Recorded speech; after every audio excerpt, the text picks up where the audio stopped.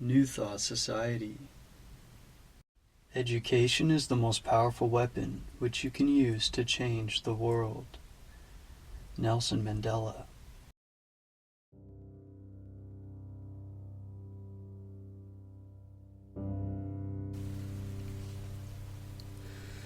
Chapter 12. The Art of Living.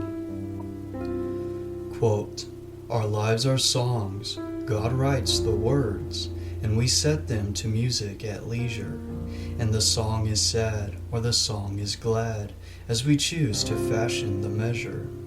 We must write the song, whatever the words, whatever the rhyme or meter.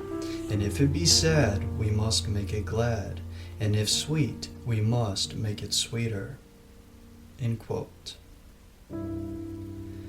The philosophy of New Thought offers a key to the essential life, the life worthwhile. New Thought is a philosophy of life. It leads man out of the labyrinths of weakness, doubt, and darkness into the sunlight of hope, strength, and courage. The art of living is the art of thinking, for life has no values except as thought molds them, except as thought creates ideals for the individual to shape and pattern his life after. How we shall live is the most momentous question for man's thought and consideration. It is paramount because during its existence we mold character, either good or bad, which is the only asset we carry away at its close. Life is not built to any fixed plan. One ideal will not suffice for all lives. Individuals cannot follow the same guide because all persons differ, and the orbits of their respective lives cannot be the same.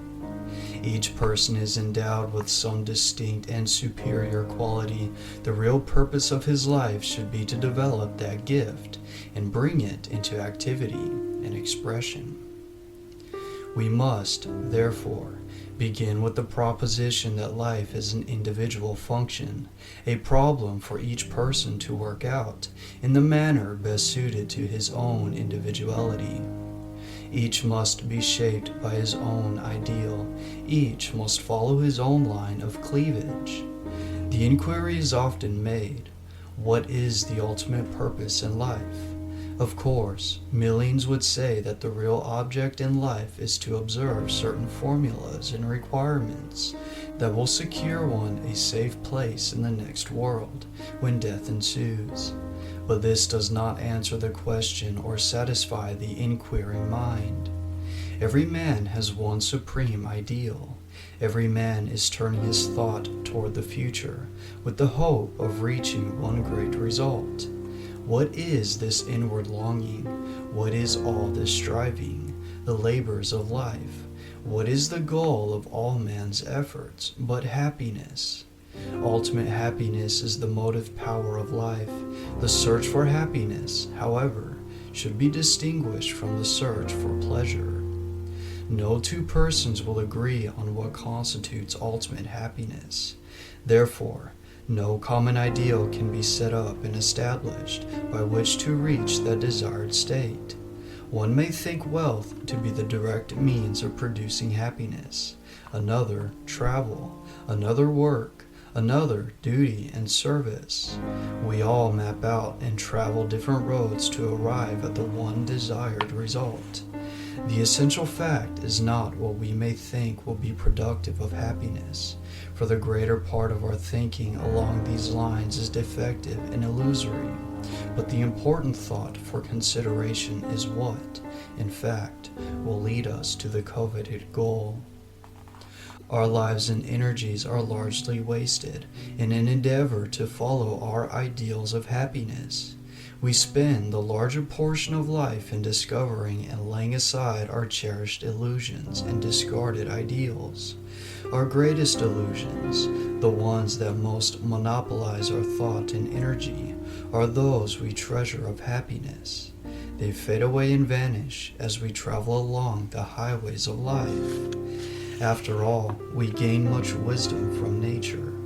If we have eyes to see or ears to hear, she will furnish guides that will pilot us safely towards the essential life, which, in its last analysis and ultimate meaning, is a life of happiness. Happiness has been defined as, quote, the warm glow of a heart at peace with itself, end quote. How to find happiness is here defined. How to possess it, how to make it our own, is one of the great arts and secrets of life. To study the art of living, we should begin with certain fundamental truths, which form the basis of all constructive thought about life. Without these fundamentals, we can only travel the rugged and difficult path of experience. We should know something of the laws that enter into life, that shape and give it destiny, before we can bring intelligence and understanding to a discussion of the art of living. Without a study of the nature of man, the mysterious power of the mind which controls him, something of our relationship with nature and the universe, the law of causation, the greatness of man, our approach to a knowledge of the essential life will be slow and tedious. We might as well try to sail a trackless sea, without compass and without chart, as to sail life seas without these pilots.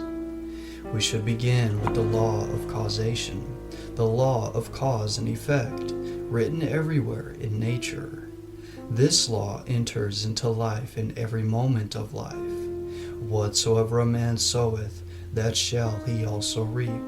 This law is as absolute in the regulation of mind and thought as in directing the orderly movements of the physical universe. Man is under the dominion of law, and every thought is manifested in outward life. Life is ruled by spiritual helmsmen. Truth exacts constructive thinking. Thought is the great factor in life. Right thought means right living. Constructive thought means constructive life. Negative thought means an empty and negative life. The kind and quality of thought determines the kind and quality of life. Thought is expressed in the personality and molds the outward circumstances of life. It is manifested in life's results. We receive that which is our due, nothing more, nothing less. We pay the price. We do not get something for nothing. We take out of life only what we put in. Only as we take to life a full soul do we live a full life. If we carry into life an empty soul, our reward is a desolate and barren life. Life yields only what it receives. These truths should sink deep into the understanding, as they light the pathway that leads to the art of living. It follows as a natural sequence that the violation of these laws brings its own swift and relentless punishment. If we break them, nature sets up her impediments. We are frustrated in our efforts. We fail to reach the real in life. The converse is also true. If we keep them, nature smiles her approval, and we reach out toward the constructive and essential in life. Then, everywhere we are reminded of the unity of life, the universal life and intelligence that pervade the universe, manifesting and expressing itself in all objective nature, the grass blade, the flower, the bird, and in man, reaching its highest manifestation in human life. When we come into the realization of this fact and feel the growing import of its truth, nature seems a little kinder. The flower has a new meaning. Man appears greater, our fellow man a little nearer, and nature puts on a more human aspect. We can feel harmonious vibrations everywhere and see revelations of splendor, beauty, and meaning in every bud and leaf. It enlarges our conceptions of life to find ourselves linked to the great oversoul that is forever seeking unfoldment and expression in our lives. This thought is creative. It awakens within us an inspiration for development and achievement. It places before us an ideal to lead us along the upper pathway of life. The consciousness of this truth enlarges man's spiritual and mental vision. It is a starting point on the journey toward the real achievements of life. It gives one courage to grapple with the larger problems of life and efficiency to solve them wisely. Then, too, life is individual, and each person must follow his own path. Quote, "Be yourself, live your own life," end quote, is the message of the great in every age. Man makes himself miserable by attempting to follow the blazed trail of others. Man can only work to one pattern, and that one is his own. Be yourself. Remember that you are an infinite soul and that no human standard will serve you as an ideal. Think your own thoughts, even though they jostle the entrenched thoughts of the ages. The essential life is not found by traveling the path of conventionalities. It is only discovered as one revolves around his own axis. The conventional life is only a seeming life, a counterfeit, and never a true life. Following the ideal of another accounts largely for the misfits in life, the human derelicts that infest the world. As man is self-reliant, he is strong. As he is dependent, he is weak. We forget to look within for the true source of all wisdom. For, quote, "the light that lighteth every man that cometh into the world," end quote. Quote, "It is only as a man puts off from himself all external support and stands alone, that I see him to be strong and to prevail," end quote. From the divinity within, we gain the philosophic instinct correctly to appraise life's values. We are all subject to illusions. Day and night they dog our footsteps. They are ever with us. The mirages of life lure us on and on, over many a dreary league. We cherish the illusion that the never-resting impulse or divine urge within can be stilled and satisfied. Tenaciously, we cling to this alluring sophism. The divine unrest is a part of ourselves and cannot be satisfied. It is the divine seeking the divine. It is the infinite within, trying to find expression, which the finite cannot satisfy. In vain, we search the world for something to satisfy this eternal longing. We foolishly believe that wealth, travel, society, excitement, intellectual attainments will still this tumult of the soul. We forget that we are playing the temporary and finite against the eternal and infinite. We offer to the soul the toys and playthings of time, the trifling expedients of the hour. Their effect is momentary only, as they vanish before the soul's returning tides.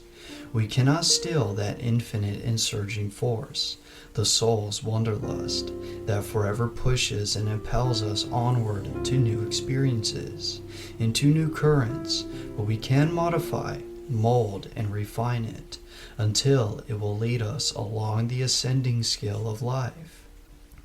We may direct the soul's urge from the prose of life into the realms of poetry and beauty. We may change the desire for the tangible into a hunger for the possession of the intangible. But the great soul within forever speaks. When the divine throbs cease and the soul's tumult is stilled, man will be in peace and harmony with God. Knowing these truths, understanding these fundamentals, we are better fitted to enter upon the active experiences of life. The lawyer must be skilled in the fundamentals of the law before he can intelligently enter upon the practice of his profession. So man should have knowledge of the underlying principles of life before he can safely enter into its activities or find its satisfying realities. Only then is he able to turn away from the illusions and phantoms that crowd his path. Discrimination is a large part of the work of life, weighing, judging, and appraising its eventualities. Discrimination is judging, elimination is acting. They are the judicial and executive functions of man. Our years are spent in discarding the unessentials for the essential, the unreal for the real, the false for the true, the shadow for the substance. How much of life we waste in clinging to negatives, how little we use in reaching out toward the positives. Life is the little time allotted, wherein we may learn how to live. The most of us have learned little. When we are well past life's meridian, we struggle without purpose or plan. We falter and stumble on the way. The selfish man learns nothing of the art of living because he is a stranger to the finer things of life. Only the unselfish know these. They do good for the love of doing good. They make the world bright with their very presence. Man is slow to learn that peace and satisfaction come only from constructive work. His place in nature is that of a builder. Until he builds, he feels not the joy of living, the delights of accomplishment. He that causes two grass blades to grow where only one grew before has added something to the world. He is a co-partner with nature. He feels satisfaction. Every constructive act brings its own reward, every non-constructive its own disappointment. What salary would tempt you to sit at a desk in idleness for a year? Nature is constructive and progressive. Her processes ever tend towards growth and perfection. Something in us responds to the constructive and building forces in nature. Our only real satisfaction is in accomplishment. Wealth has no rewards to compete with the joy of giving expression to the inner visions of the soul. The poet, the artist, the thinker find their joy in creating and giving expression to their ideals. The creator of ideals alone is immortal. When all else passes away, his creations alone survive. His work may not bring gold, but it brings something far more precious, because he has given expression to the promptings of a soul. Ideals alone are deathless. The work of life that creates, that gives expression, that adds substance, that pushes the world a little farther along, that makes it a little better, that inspires in someone a new hope, that lights up some darkened pathway, is the life worthwhile, the life that brings peace and satisfaction to the soul. To know the art of living, we must know much of nature, until we catch its deeper meanings, until it kindles in us a sense of beauty, of order, of proportion, and sublimity. The valuable ideals of life have invaded us. When we can recognize an intelligence back of the rose, possessing a spirit of sense and beauty, when we can discern the symmetry and proportion of the tree, the grandeur of the landscape, the splendor of the sunset, as the expression and handiwork of a divine intelligence, we recognize a kinship with the grass blade and flower, and feel the touch of the universal soul. A kinder impulse stirs our nature. The grosser things of life fade away. The finer instincts rule and govern our lives. Without these conceptions, how commonplace is life, how little nature yields. We live in the midst of beauty and see it not. We are encompassed by music and hear it not. Life's melodies are wasted on the unheeding soul. Quote, "See deep enough," end quote, says Carlyle, and you must see musically, the heart of nature being everywhere music. We miss the value of nature's ideals. We reject her best gifts to man. We spurn her richest bounties. We enjoy only the common things of life. Of all servitudes known to man, the most debasing is that of spiritual servitude, the slavery to dogmas, creeds, and institutions.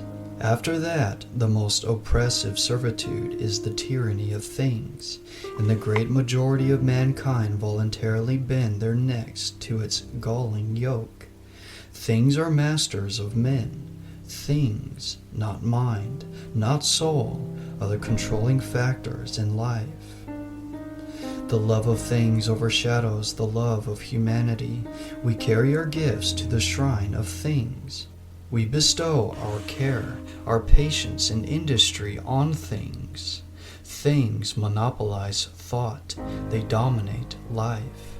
Things have their value and their limitations.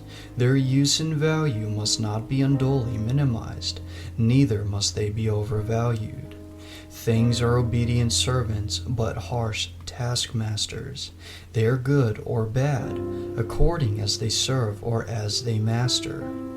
Beautiful things awaken beauty in the soul when it is attuned to beauty. When not so attuned, they awaken rather the feeling of vanity and display.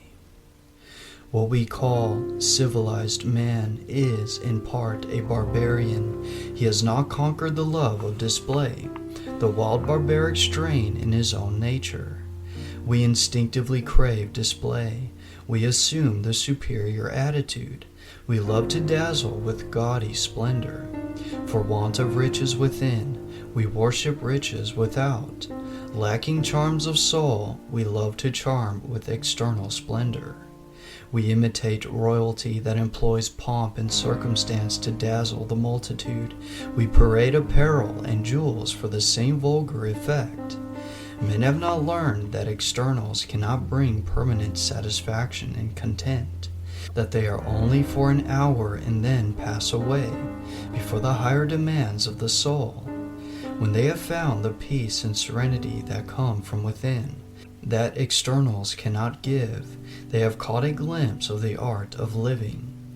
When man has learned to be alone but not lonely, isolated but not alone, to be content without luxury, tranquil in adversity, hopeful in defeat, he has become master over things and knows something of the art of living.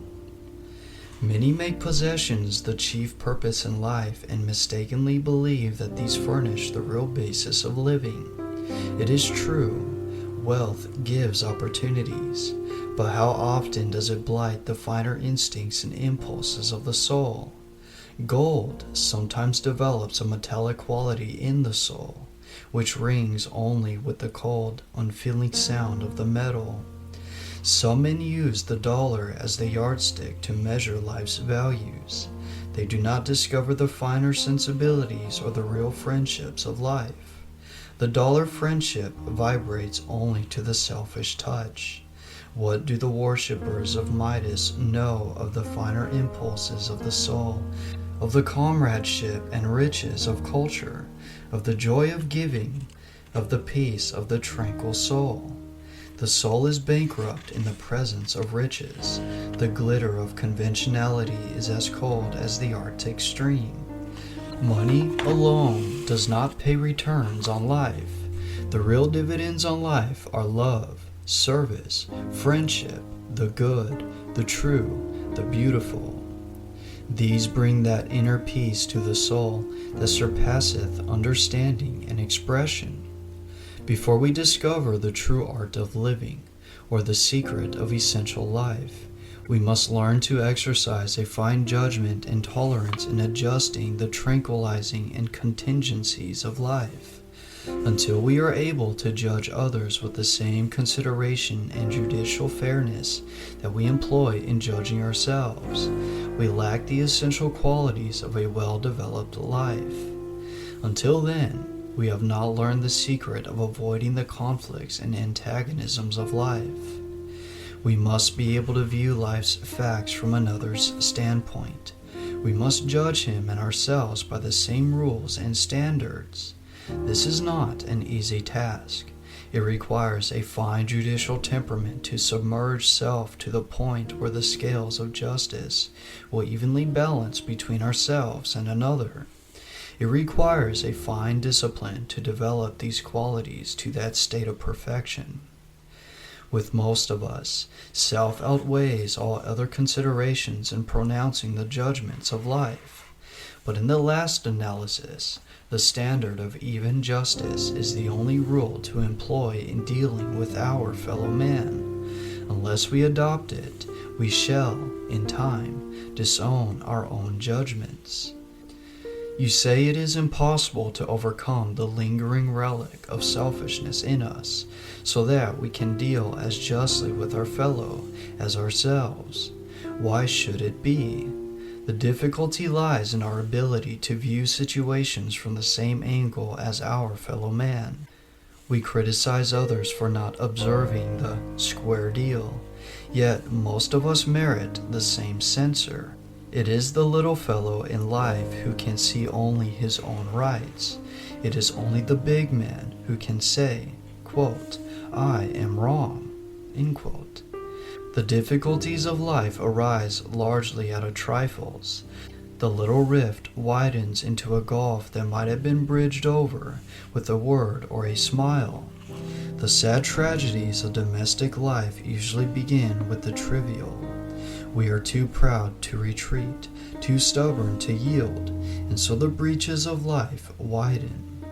A little word of kindness, a little look of love might have healed them all. How useless and uncalled for are the usual tragedies of life. One of life's most valuable secrets is to avoid conflicts and contentions.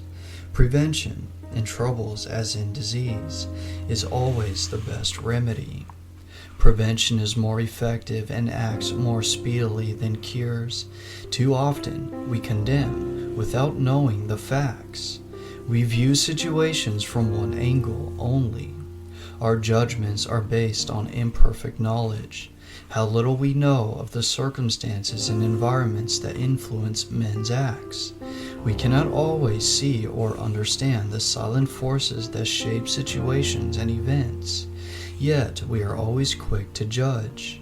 How much better to exercise a little charity, a little patience, and a little consideration in our travels along the paths of life. A little tolerance would soothe and tranquilize the passions of men. The streams of life would run a little more smoothly, and the world would move a little farther toward the goal of peace. Again and again, after all our wanderings through the fields of philosophy, we come back to the wonderful bit of wisdom spoken 19 centuries ago. Quote, "Judge not, that ye be not judged." End quote. How little do we reckon with this great truth in the strifes and tragedies of life. In these few words, the gentle master spoke a universal truth. We forget that if we judge, we shall be judged. If we send out judgments, we invite judgments. If we judge harshly, we are judged harshly. We solicit what we send. This law is but an exemplification of the law of giving. We receive what we give, nothing more. It is the law of attraction. We attract that which we send. Like attracts like.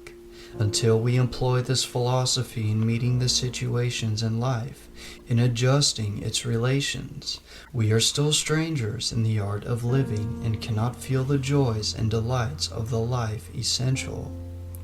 A good memory is essential to a well-rounded life. Without it, we cannot cultivate and practice that fine sense of gratitude that good breeding and true culture require. Memory should retain impressions of the pleasant, worthy, and agreeable events of life. It should also be trained to forget those things that bring with them a train of sad and disagreeable reminiscences.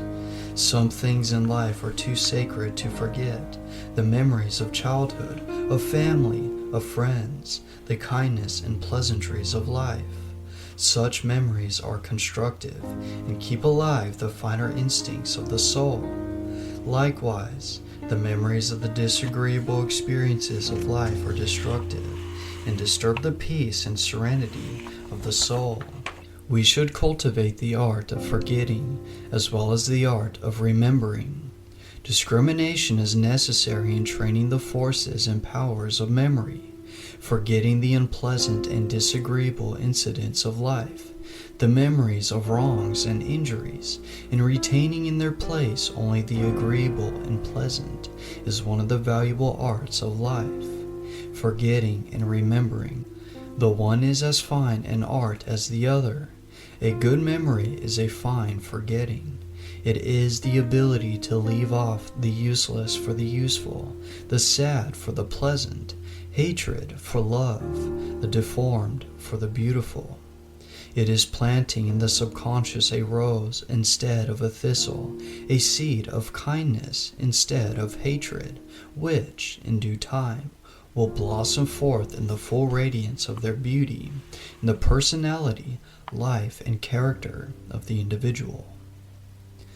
We cannot live a well-rounded life until we are able to eliminate and banish fears, anxieties, worries, and frettings from our minds.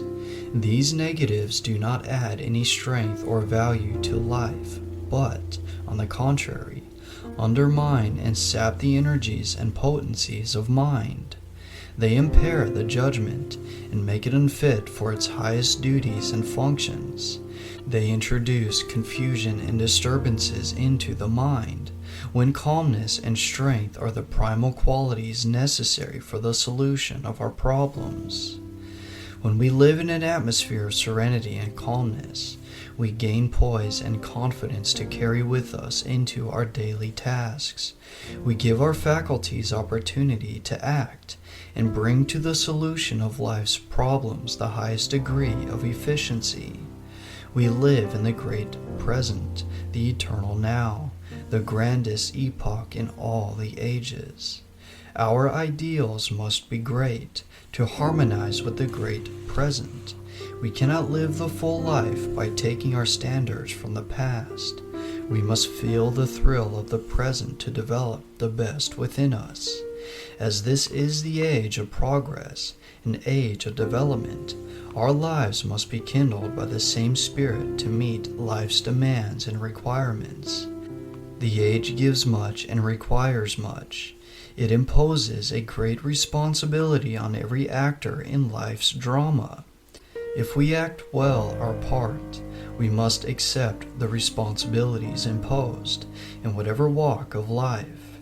They give man strength, courage, and wisdom properly to solve life's problems. Let us pick up these threads of philosophy and weave them into the web and woof of the fabric of life.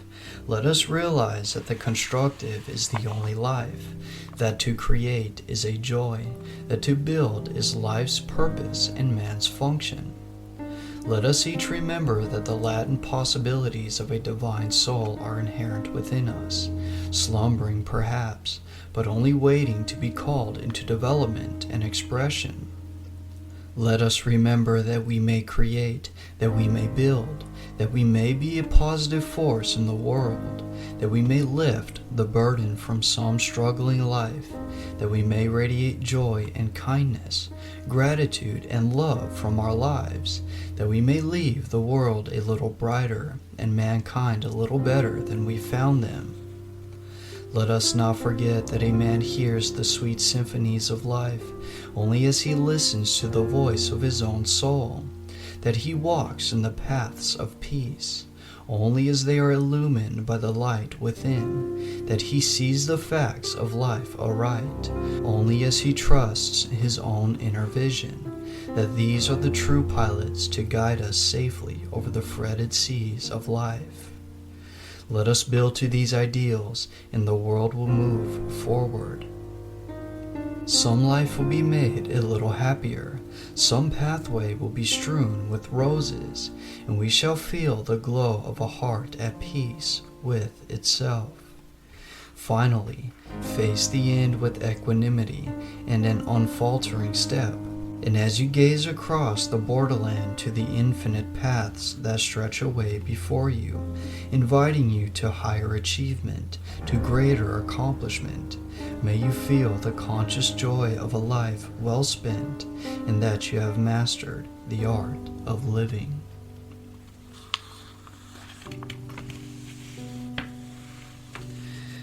End of chapter. End of book by Abel L. Ellen, 1914.